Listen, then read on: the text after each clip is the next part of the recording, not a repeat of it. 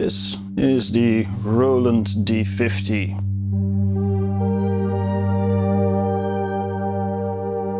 It's often considered to be one of the biggest synths of the 80s alongside the Korg M1 and the DX7, the legendary free synths that reigned the decade. Although the D50 was released in '87, so it was a little bit late to the party.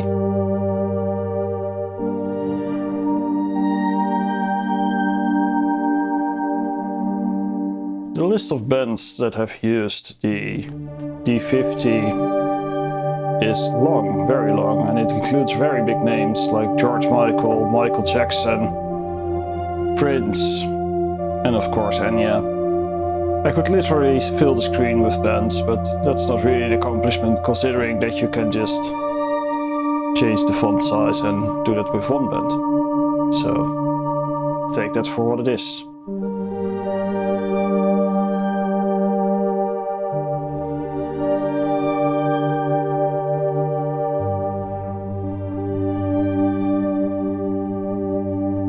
The D50 is a digital synth.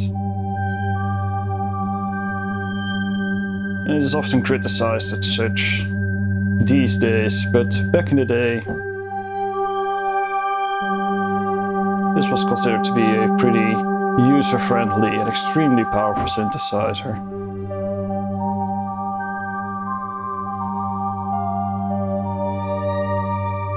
Even though these days it's pretty much obsolete and antiquated and not much more powerful than a pocket calculator. Now, if you have ever seen any of my content, you will have noticed the D50 is basically everywhere. It's in my profile picture, it's in the banner thing of my YouTube, it's in all the videos where I have a non-screen filling object. That's the D50 in the background with the linear synthesis image, which I am quite fond of, to be honest. I think it's a cool graphic. And the reason I want to make this video is not specifically about the D50, it's more about the concept of buying old synths, and I'm going to kind of limit myself to digital synths because I know we will get very heated when we're starting to talk about analog synths, because those are sacred and untouchable. So we're just going to shove them aside to save ourselves a little bit of drama. And I just want to quickly talk a little bit about owning a old school digital synthesizer and why it may not be such a good idea as you might have thought of when you wanted to buy it. Now, it's all down to the reason why you want to buy this gear, of course, and that's another point I want to quickly touch on a little bit later on. But let's get started with just the digital synths of the age. And two of the synths I see particularly often in Facebook groups that people want to buy are DX7s, and well, D50s are also in that group. There are reasons why you would want to buy old hardware, but when it comes to digital synths, they are digital. They are inherently code. They are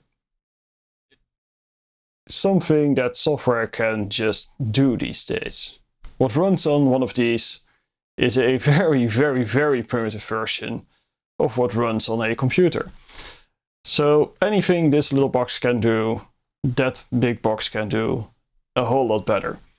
And not just can it do it better, it can also do it in a way that's way more easily controllable than this thing will ever be.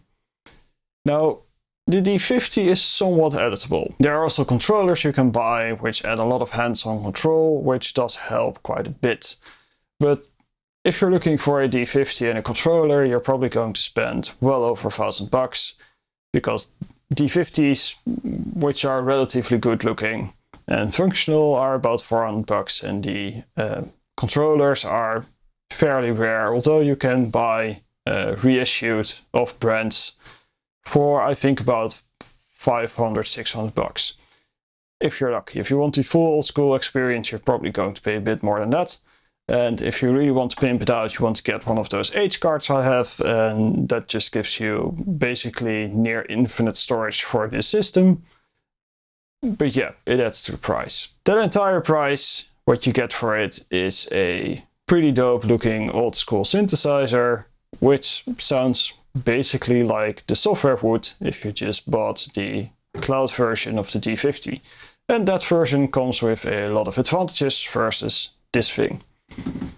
However cool it is, and however physical it is, this is not one of those synths where you play, you tweak knobs, and you're having a good old time. It's one of those synths where you spend a lot of time diving in menus, slowly tweaking your way through things. And it's not very intuitive as well, even though it's a very powerful and cool synthesizer engine.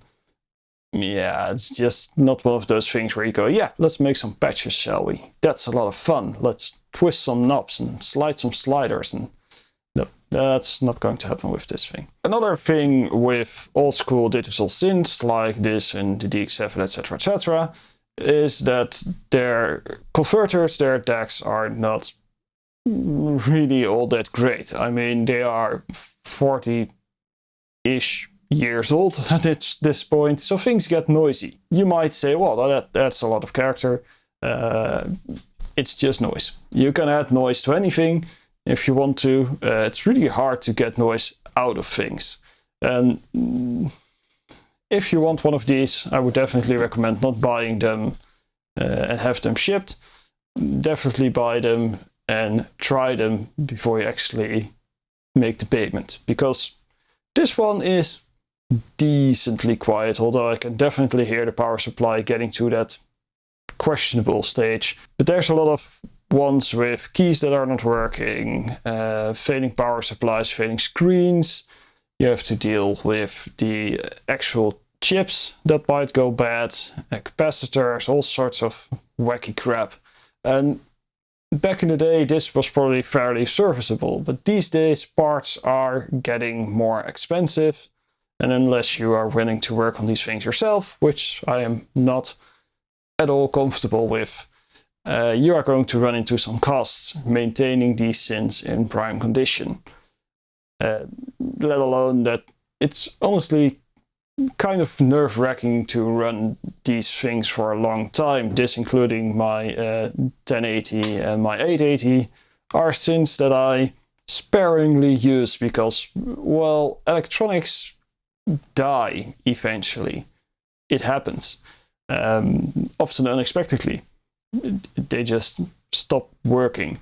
And with machines this old, even though they are incredibly robust, you just run the risk of one day turning it on, the magic smoke coming out, and that will be it for the synthesizer. I guess with old school analog synthesizers you are at a slight advantage here because they are definitely more serviceable on a component base, although the technical knowledge required is also significant. So with all these downsides, why would you ever buy one of these things? And that's a question I quite often think of when I see people posting about, oh, I want to buy a DX7, oh, I want to buy a M1 or a D50. Really, the only reason to buy these things is because you like to have a bit of history at your hands. That's literally the only reason you should ever invest money into old school digital synthesizers. And that might be a little bit of a polarizing statement. I'm well aware, but that's just the truth. These things are very slow computers with not that much calculating power. They are, it's a little bit mean to say, but they are almost in the VST in a box category of synthesizers. Anything this can do, a computer can do better. And in fact, does better.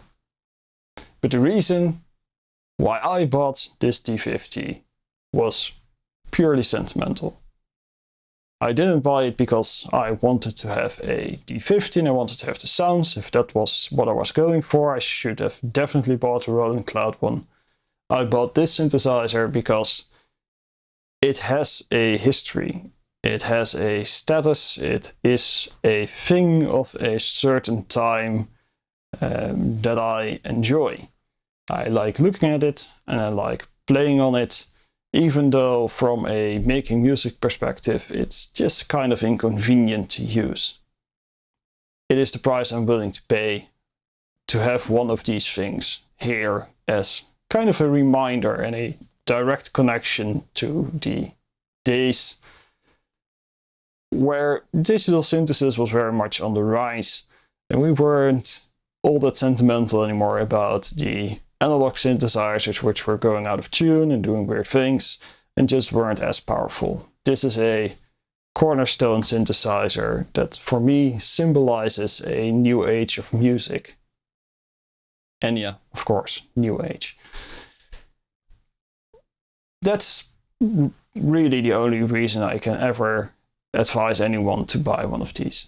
If you're in it for the sounds and stuff, just look at the VSTs, look at the Roland Cloud, look at the Korg stuff. Yes, it's a bit pricey. I think you pay around 150 euros for one VST, which I think, considering they already made quite a fair buck on these things, is steep. But again, a decent D50 will also cost you 400-ish euros, so it's still cheaper to buy the software. You will have infinite instances, it will not break down, you will not have the fright of one day seeing the smoke. You can much more easily program it and you will have a much better time playing with it. So that's my take on old digital synthesizers. Not even once. No, that's drugs. Well, it's basically so. See ya.